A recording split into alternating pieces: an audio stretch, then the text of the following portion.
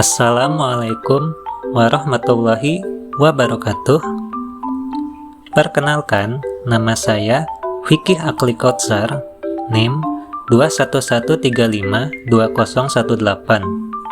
kelas pagi A, jurusan Teknik Informatika. Di sini saya akan mempresentasikan materi yang ditugaskan serta untuk memenuhi salah satu tugas dari mata kuliah kecerdasan buatan. Baik, tanpa membuang-buang waktu lagi, mari kita langsung ke slide selanjutnya.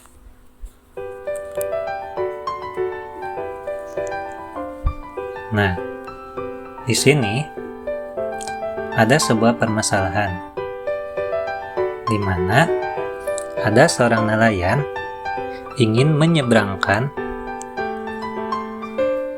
barang bawaannya, yakni rumput, kambing, serta serigala, menggunakan rakit melalui sungai agar sampai ke seberang pulau.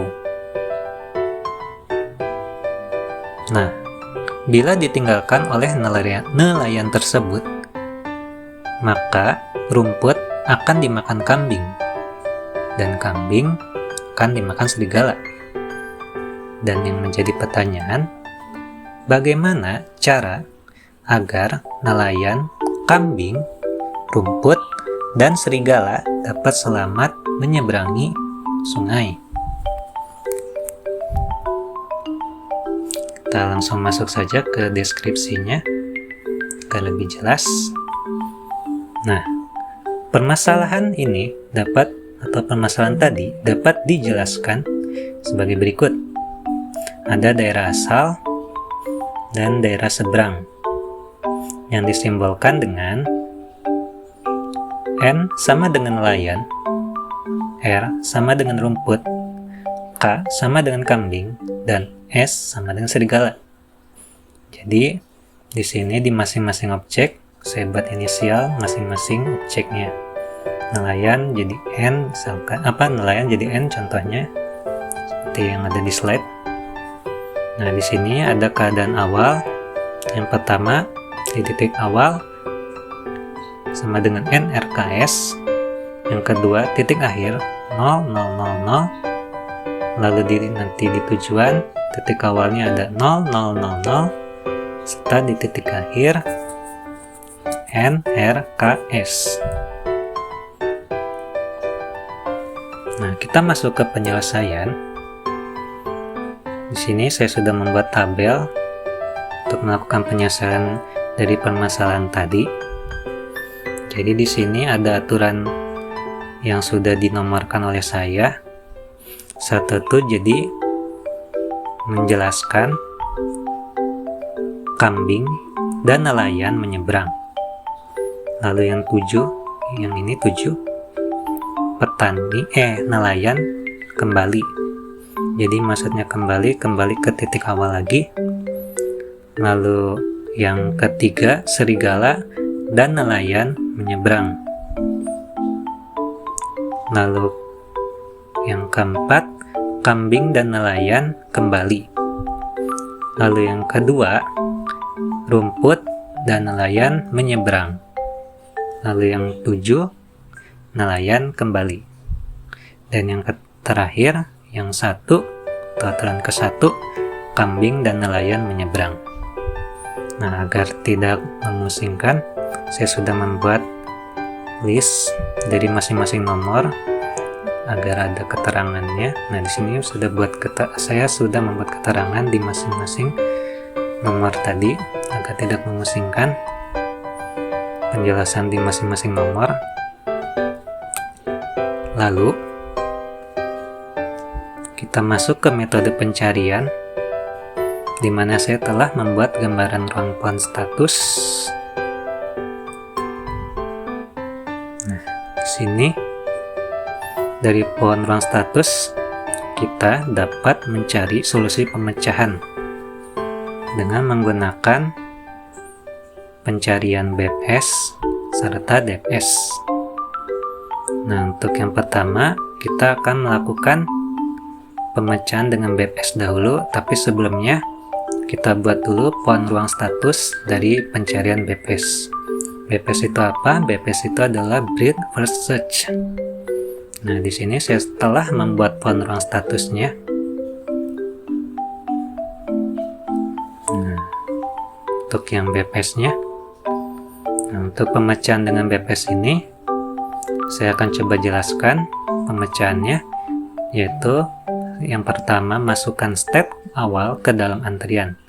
Lalu yang kedua, cek apakah sudah memenuhi state akhir. Jika ya, kembalikan solusi.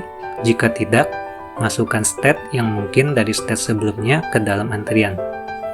Lalu yang ketiga, cek antrian. Bila mana kosong, pencarian berakhir dengan solusi kosong. Dan yang terakhir, kembali lagi ke 2. Agar tidak pusing, saya sudah buat listnya juga. Nah, agar lebih jelasnya.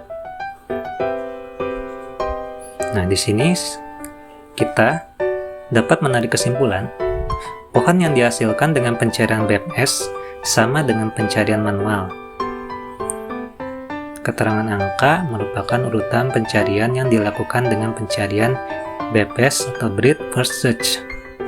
Jumlah penelusuran yang dilakukan dengan pencarian breadth first search atau BPS adalah 14 kali.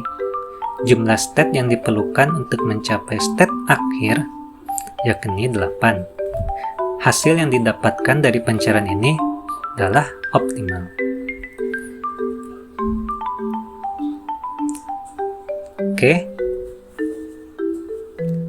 kita masuk langsung ke pohon ruang status dari pencarian DPS. Kalau tadi kan BPS. Nah, untuk DPS itu apa? DPS sendiri itu yakni deep first search. Di sini saya sudah membuat pohon ruang status dari pencarian DPS. Nah, di sini saya akan mencoba menjelaskan juga pemecahan dengan DPS, yakni yang pertama, masukkan state awal ke dalam antrian juga sama kayak yang tadi. Kedua, cek apakah sudah memenuhi state akhir. Jika ya, kembalikan solusi. Jika tidak, masukkan state yang mungkin dari state sebelumnya ke dalam antrian. Ketiga, cek antrian. Jika kosong, pencarian berakhir dengan solusi kosong. Yang keempat, kembali lagi ke 2.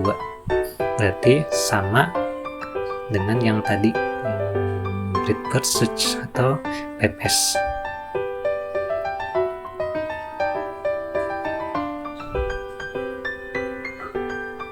Nah, yang DPS ini, pohon yang dihasilkan dari pencarian dengan DPS dengan prioritas di mana yang digunakan adalah dari kiri ke kanan. Nah, di sini saya bisa menarik kesimpulan bahwa pohon yang didapatkan dengan DPS berbeda dengan pohon yang didapatkan dari pencarian manual serta BPS atau breadth first search. Keterangan angka pada gambar merupakan urutan pencarian yang dilakukan dengan deep first search atau DPS. Jumlah penelusuran yang dilakukan adalah 7 kali. Sedangkan untuk mencapai state akhir adalah 8. Hasil yang didapatkan dari pencarian ini sama dengan hasil yang didapatkan pencarian breadth first search. Jadi, hasilnya sama juga.